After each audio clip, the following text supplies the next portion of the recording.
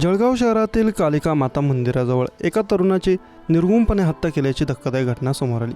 शनिवारी रात्री उशिरा मारेकऱ्यांनी धारदार शस्त्राने तरुणाला भोसला। हल्ला इतका भयंकर होता की तरुणाचं जागीच निधन झालं। अत्यंत गजबजलेल्या कालिका माता मंदिर परिसरात ही हत्या झाल्याने परिसरात एकच खळबळ उडाली। या प्रकरणी पोलिसांनी गुन्हा दाखल केला असून तपासाला सुरुवात केली आहे। आकाश पंडित भावसार असं हत्या झालेल्या तरुणाचं नाव। तो जळगावातील अयोध्यानगरजवळील अशोकनगर परिसरात राहतो। तो एका खासगी कंपनीला कामाला होता।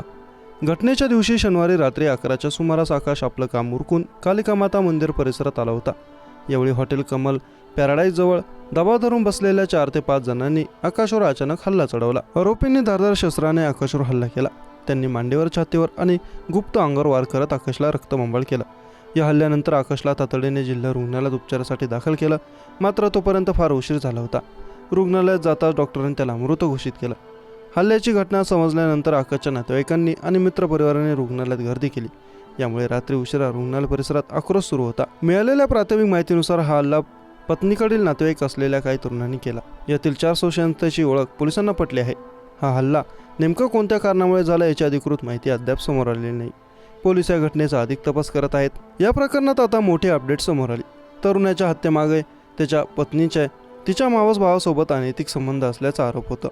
जळगाव शहरातील कालिका माता मंदिर परिसरात एका हॉटेलजवळ गुरुवारी रात्री 11 वाजेच्या सुमारास एका तरुणाची हत्या झाली।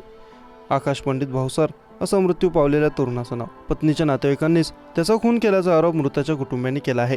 मृत आकाश भावसारची पत्नी पूजा हिचे तिच्या सख्या मावस भावासोबत अनैतिक संबंध होते, असा गंभीर आरोप आकाशच्या आई, बहीण व मेवणे यांनी केला आहे। याच नात्यातून खुनाचा कट आखण्यात आला असल्याचा दावा त्यांनी केला आहे। हत्या झाल्यानंतर आकाशच्या कुटुंबियांनी आक्रमक भूमिका घेत मृतदेह ताब्यात घेण्यास नकार दिला। जोपर्यंत आरोपींना अटक होत नाही आणि कठोर कारवाई होत नाही तोपर्यंत मृतदेह ताब्यात घेणार नाही, असे ते म्हणाले। पूजाच्या मावस भावानेच आकाशचा खून केला असून त्याला शोधून मारण्यासाठी मारेकरी सकाळीच आकाशच्या मूळ गावात गेले होते, मात्र तो जळगावमध्ये असल्याचं समजल्यावर त्यांनी तिथे जाऊन त्याच्यावर हल्ला केला, असा आरोप आकाशच्या कुटुंबियांनी केला आहे। विशेष म्हणजे आकाशच्या हालचालींबाबत माहिती त्याच्या पत्नी म्हणजेच पूजानेच मारेकरांना दिल्याचा आरोपही कुटुंबियांनी केला। या घटनेमुळे परिसरात खळबळ उडाली। दरम्यान या प्रकरणी शनीपेठ पोलीस ठाण्यात 5 जणांविरुद्ध गुन्हा दाखल करण्यात आला असून पोलीस आरोपींचा शोध घेत आहेत। शहरात आणि कुटुंबियात संतापाची लाट उसळली आहे।